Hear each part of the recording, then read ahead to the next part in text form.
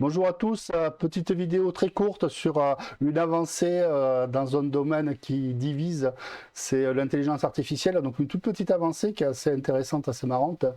ChatGPT, pour ne pas le nommer, a implémenté sur les versions de l'application Android, a implémenté la reconnaissance vocale, et maintenant ChatGPT, en fait vous pouvez l'interroger, il vous répond vocalement. Alors c'est marrant entre guillemets puisque ça on se retrouve dans 2001 l'Odyssée de l'espace avec l'ordinateur omniscient HAL 9000. Vous lui posez des questions, il vous répond de façon tout à fait naturelle. C'est assez surprenant. Donc je vous ferai la démonstration avec le téléphone tout à l'heure. Maintenant je vais vous la faire avec le PC. Alors sur PC, à ma connaissance, à ce jour, ça n'a pas été implémenté, ce qui est un peu dommage, mais je pense que ça va venir d'ici peu.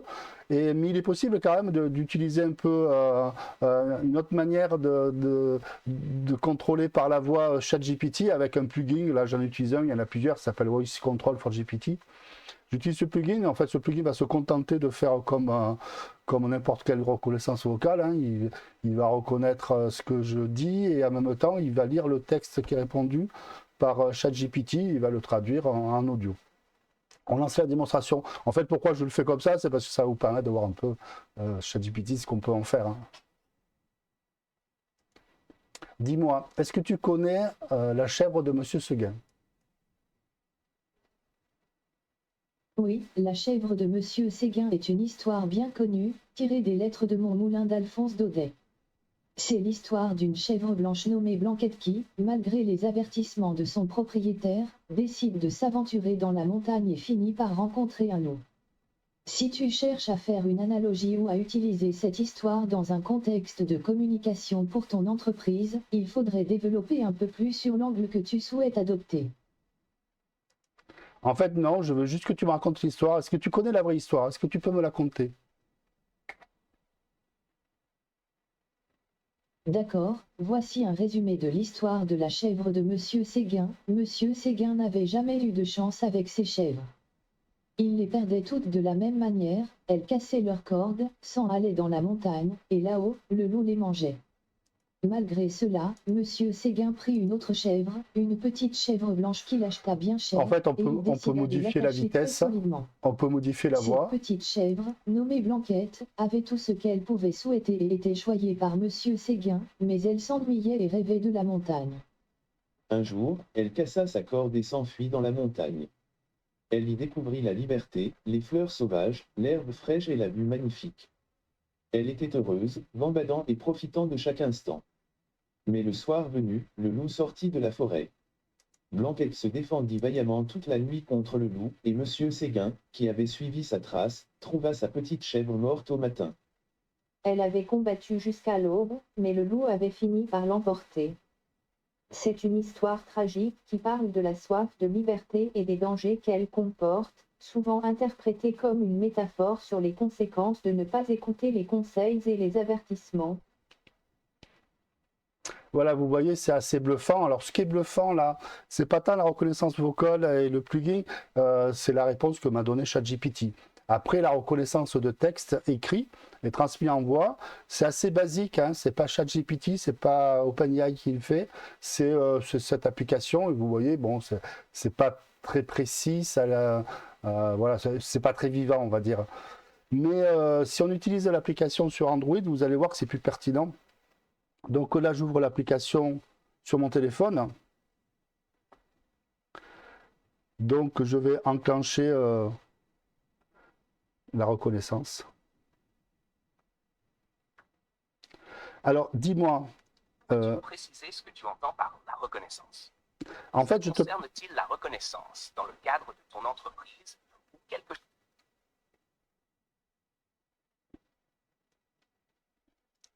je te parlais pas à toi. Pas de souci, ça arrive. On continue sur quel sujet alors? Dis-moi, est-ce que tu pourrais me parler des MOSFET par exemple? Quelle utilisation on peut en faire?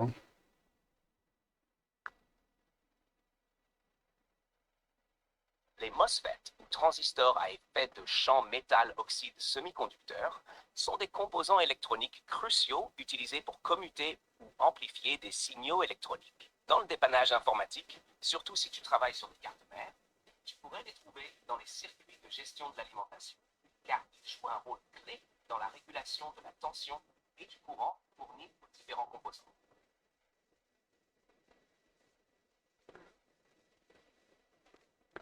Bon, effectivement, comme vous voyez, c'est super pertinent. Et là, la réponse, elle semble moins artificielle parce qu'en fait, il n'est pas en train de lire un texte. Tu as besoin de creuser en... Il n'est pas en train de lire un texte, vraiment, il répond. Et même si c'est de la synthèse vocale, vous voyez que quand même, c'est vraiment complètement différent.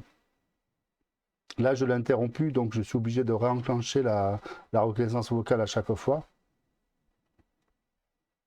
Pour parler d'autre chose, dis-moi, je voudrais faire des crêpes tout à l'heure pour 4 heures. Tu as des idées à me conseiller, la recette ou autre chose?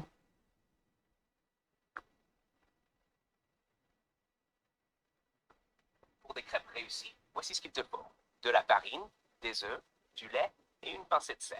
Tu peux ajouter un peu de sucre si tu les veux sucrées ou un peu de bière pour les rendre plus légères. La clé, c'est de laisser reposer la pâte pour qu'elle soit bien homogène et de cuire les crêpes à la bonne température. Une poêle bien chaude mais pas trop pour éviter de les brûler. Tu aimes les garnir avec quoi? Bon, je sais pas, avec de la confiture de framboise par exemple.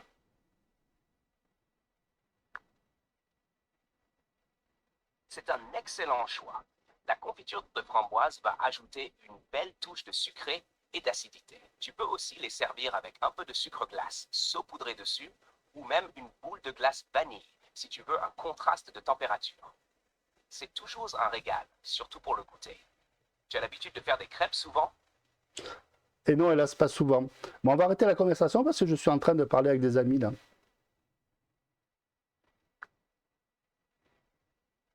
D'accord. Profite bien de ton temps avec tes amis. Si tu as besoin de discuter plus tard, je suis là. Bonne journée. Donc vous avez vu, c'est quand même relativement bluffant. C'est-à-dire que bientôt, bon, on peut imaginer que tous nos dispositifs à la maison, comme Alexa, etc., soient connectés à une intelligence artificielle et qu'on passe notre temps à discuter avec cette intelligence artificielle, peut-être en s'éloignant justement des vraies personnes, en s'isolant un peu de la société, je ne sais pas.